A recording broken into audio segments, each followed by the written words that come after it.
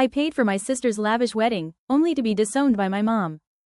I grew up in Houston, Texas, in a house filled with silence more than laughter. My parents' divorce tore through our lives when I was 10, my sister barely 5. I still remember the day my father walked out, how he accused my mother of betrayal, how he packed his bags without a backward glance. The air in our home felt heavier after that, as if the walls themselves mourned his absence. My mother tried to hold us together, but resentment lingered like smoke in a room that had caught fire. My father, in his absence, only occasionally appeared at school to pay a fee or hand me a small gift. Those moments were fleeting but precious, and I clung to them like a lifeline. He didn't care for my sister the same way, or perhaps he didn't believe she deserved it. And so, as the years passed, my sister and I grew up under the same roof but in separate worlds. She was my shadow, always present but distant, while I, in some small way, found myself a little closer to him, even from afar. When I reached adulthood, I began to understand the quiet dynamics of my family. I excelled in school, not just through intelligence but through observation, through knowing which battles to fight and which to let slide. I watched my mother, careful and calculating, learning to appease her enough to get what I needed without exposing her full intentions. I was clever, not naive, and yet even I underestimated what lay ahead. It began subtly, as all betrayals do. My mother started speaking of the house, how the ceilings leaked, how the walls were cracking, how the house we had lived in all those years was falling apart.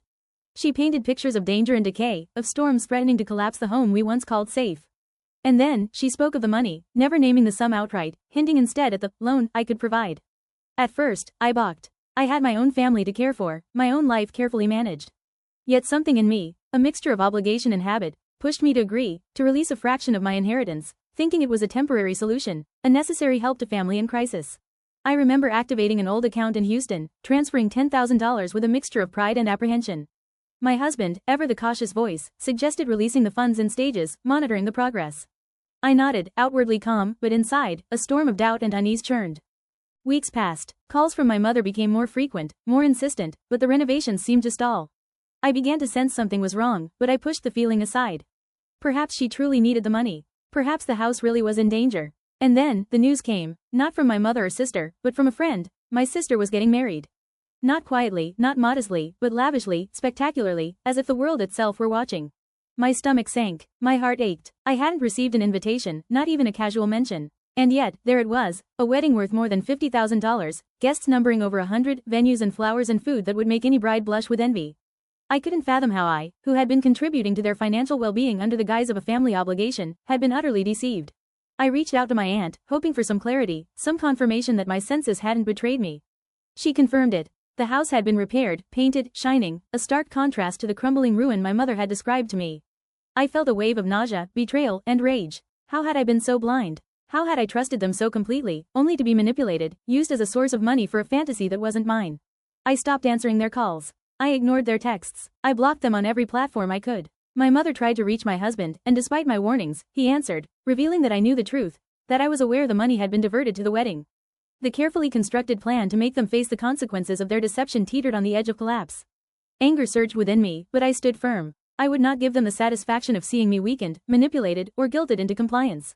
After relentless pleading, my mother finally confessed, admitting that my sister had orchestrated the entire scheme. They had wanted a grand wedding but lacked the means. They had counted on my distance, my trust, my good nature, to provide the funds under false pretenses. I listened, shaking, heart racing, as rage and grief intertwined in an inseparable knot.